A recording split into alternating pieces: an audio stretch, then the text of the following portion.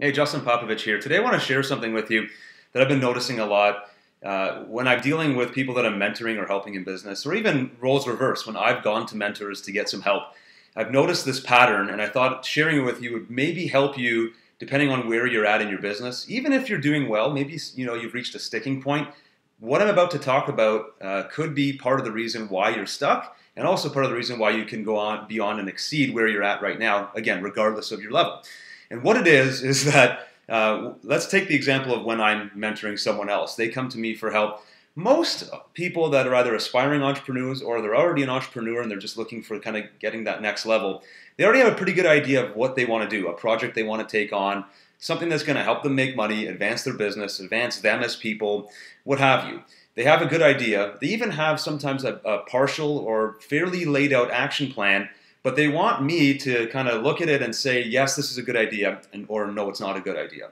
And I think that's wise to a degree because you want to make sure you assess the situation before you put a ton of resources into something. However, I believe that it's possible and it's very likely that you're probably overthinking it as well if you do this. And this is the problem that I see perpetuating all of the time, is the lack of decisiveness. I'm not saying that you need to be able to go into action without thinking at all. However, you need to err on the side of doing that a little bit more often if you're the kind of person that overanalyzes and overthinks things, which is 9 out of 10 people that I talk to, and it's myself included if I'm not careful about this.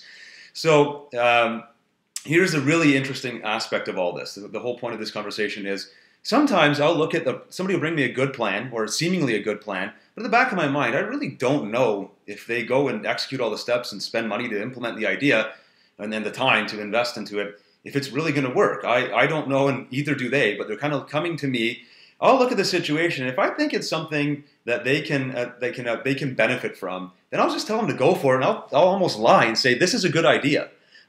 and I'll convince them that they should go for it, and my confidence and my willingness to tell them that, yes, you need to go for this, without me really admitting to them that I'm really not all that sure myself, gives them the confidence to do it. And it's kind of based on this principle called the Pygmalion effect. I looked it up. I've been hearing about it recently. But basically the effect is, Pygmalion effect says that people often rise to the level of expectation placed upon them. So the example I heard when I learned about this effect is students placed into a classroom where the teachers were told that they were above average students. The teacher expected that student to do well, and they followed suit by doing well, even if those were below average students traditionally. So they were rising to the level of expectation. This kind of happens naturally, psychologically, for all of us. So as a coach, sometimes this is all I'm doing for people. I'm not really looking at the plan and saying this is going to work, because I don't know a lot of the time. I don't have a crystal ball. But if I look at the person's character and I can see they're really committed to it, that's all I need to know to then issue this type of confidence-boosting message to them so that they can do it. And so that's really what I wanted to share with you today, is that sometimes the decision to act, to be a leader, and to step out and be the kind of person that makes the decisions, knowing that it could be right, it could be wrong, but making the decision is more important than sitting on the fence. Gather enough information to know that to at least have some confidence, and then just go for it, and then realize that making that decision is at least going to get you to a place where you can adjust and correct if it's not a good plan, or for you to realize this was a good plan and you should have done it 3 weeks ago instead of agonizing over it.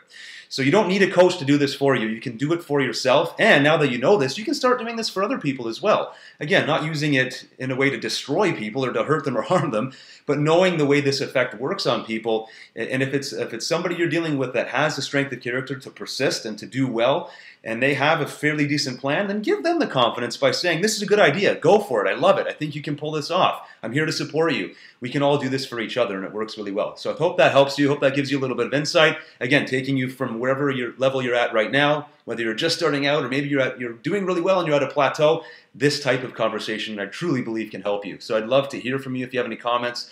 Otherwise, I look forward to speaking to you again soon.